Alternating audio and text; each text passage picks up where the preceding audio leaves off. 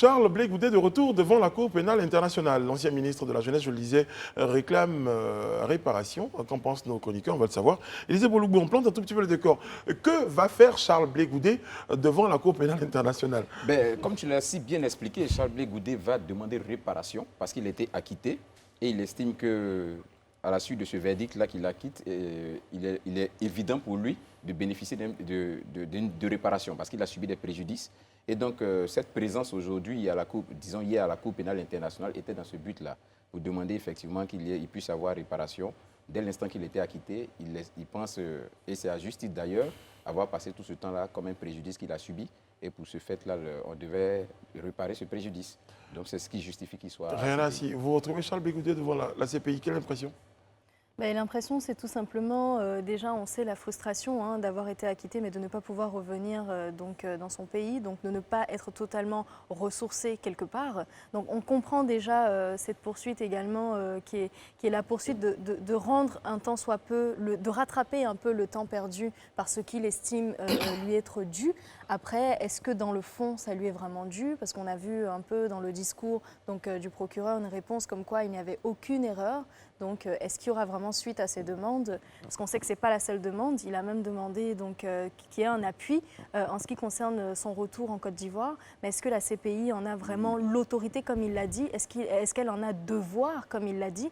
Parce que finalement, quel que soit ce que la CPI dirait, ça ne pourrait être qu'en mot de doléance. La CPI ne pourrait qu'inviter le gouvernement à faciliter cette procédure. Mais est-ce que ça changerait réellement quelque chose? Très bien. Et pour en parler, ce soir, il faut parler d'autre chose sur notre plateau. Je le disais, nous sommes en compagnie de M. Touré Souleymane. Vous êtes conseiller chargé des questions politiques, de la jeunesse et du service civique au cabinet du Premier ministre. Bonsoir. Bonsoir, Brice. Merci d'être en notre compagnie sur ce Merci. plateau. On parlait de cette présence de Charles Blé Goudet devant la CPI pour réclamer réparation. Comment vous appréciez cette situation, monsieur le conseiller? Je pense que Blé Goudet, c'est quand même un homme d'expérience qui a traversé quand même pas mal de difficultés dans son parcours. S'il estime qu'il mériterait des réparations, ça veut dire qu'avant lui, il y a sûrement des personnes dans sa situation qui ont bénéficié. Mené une telle démarche et qui ont sûrement eu gain de cause. Donc chacun doit pouvoir exploiter les droits, en tout cas ses droits, et je pense qu'il est dans ses droits.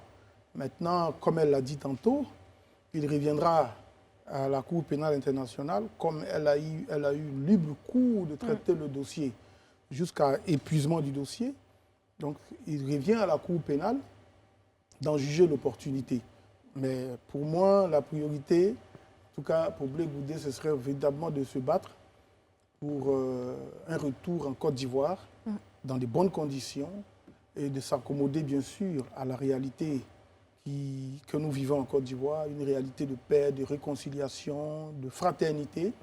Donc il doit déployer son énergie à rassurer aussi l'autorité ici et à faire en sorte que son retour en Côte d'Ivoire soit vraiment profitable à la jeunesse et au pays et qu'il puisse impacter le processus de rapprochement entamé par le président Alassane Ouattara de par ses idées et de par sa présence en Côte d'Ivoire. Très bien. Valentin Kwasi de la jeunesse du PDCI RDA, bonsoir. Bonsoir. Alors, comment vous appréciez la même question, comment vous appréciez aujourd'hui la présence de Charles Blé Goudet devant la CPI?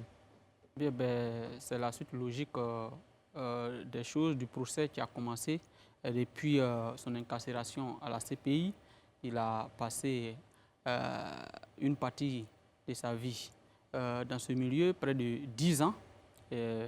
Ce que nous avons eu pour habitude d'entendre, c'est que lorsque nous arrivons à la CPI, c'est un chemin de non-retour. Une fois qu'on y arrive, on est certainement condamné.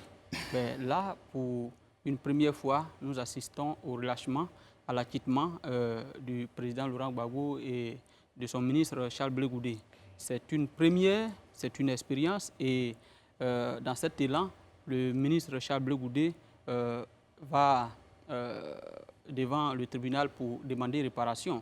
Nous allons observer et puis voir la suite, comment cela va être traité et ça donnera vraiment une expérience au monde entier, à l'histoire, et dans les cas à venir, on verra ce que cela donnera. Alain Durand-Zagol, vous êtes porte-parole de la jeunesse du PPACI. On sait que Charles Blé Goudé a partagé donc, des moments, ces moments d'incarcération avec votre leader, le président Laurent Gbagbo. Certainement que vous appuyez cette démarche. Bonsoir Brice. Bonsoir. Effectivement, la présence de Blé Goudé à la Cour pénale internationale aujourd'hui ne nous surprend pas, parce que c'est le contraire qui ne serait pas juste. Après avoir passé 8 ans privé de liberté, privé de ses enfants, privé des siens au pays, c'est normal que le ministre Charles Blé Goudé demande justice et réparation. Donc nous appuyons cette démarche et nous la soutenons.